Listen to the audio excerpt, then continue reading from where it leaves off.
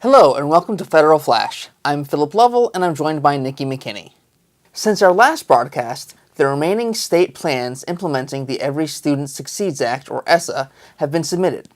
Top Democrats sent a scathing letter to the Education Department regarding the first round of reviews of state plans, and Carlos Muniz, the president's nominee to serve as general counsel of the department, had his confirmation hearing before the Senate Education Committee. As we've been reporting, 16 states and the District of Columbia submitted ESSA accountability plans to the U.S. Department of Education in the April submission window. To date, all have been approved except Colorado and Michigan. If you're like me, you've long awaited the September 18th deadline to see what the remaining states would include in their plans. 30 states and Puerto Rico met the department's deadline. Alabama, Florida, South Carolina, and Texas all received hurricane-related extensions. The department and stakeholder groups are going to begin combing through those plans. The Alliance will produce equity dashboards on every state plan. If you haven't seen our existing dashboards, please visit the link below.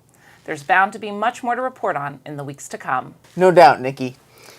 Senator Patty Murray and Representative Bobby Scott, the top Democrats on the Senate and House Education Committees, sent a letter to Secretary of Education Betsy DeVos expressing their concern that, quote, inconsistent feedback and a lack of enforcement of the law's equity-focused provisions will hinder states' ability to identify and address persistent achievement gaps, harming our nation's most vulnerable students, end quote.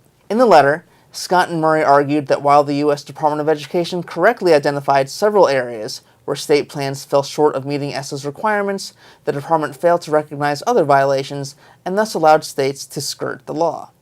Murray and Scott urged the department to utilize greater scrutiny in reviewing and improving states' compliance with ESSA. Senator Murray had the opportunity to question Carlos Muniz, who was nominated to serve as general counsel of the Education Department, about this very issue at his confirmation hearing before the Senate Education Committee last week. During the hearing, questions were raised regarding the role of the general counsel in the implementation of laws, including ESSA, the rescission of Title IX guidance on transgender student rights and protections, the review of Title IX guidance on campus sexual assault, and oversight and accountability of for-profit colleges. Murray pressed Muniz on recent comments made by Secretary DeVos in which she encouraged states to see how far they could bend the law before breaking it. Here's the exchange. According to news reports, Secretary DeVos wished the law, and I'm going to quote her, gave states even more flexibility, and she encouraged states to quote, go right up to the line, test how far it takes to get over it. Well, I'm worried about that willingness to skirt the law in a number of instances from the department. And in fact, the department is now facing lawsuits for unilaterally delaying and failing to implement rules that would protect students and provide relief to defrauded borrowers in violation of current law. So I wanted to ask you, would you give states and other stakeholders the legal advice to go right up to the line of a law that Congress has written and test how far it takes to go over it? Senator, thank you for that question. My advice to states would be to make a good faith effort to comply with the law, and my advice to the Secretary will always be to scrupulously follow the law and apply the requirements in ESSA when she's reviewing state plans. The committee will meet on Wednesday to vote on Mr. Muniz before sending his nomination to the full Senate for confirmation.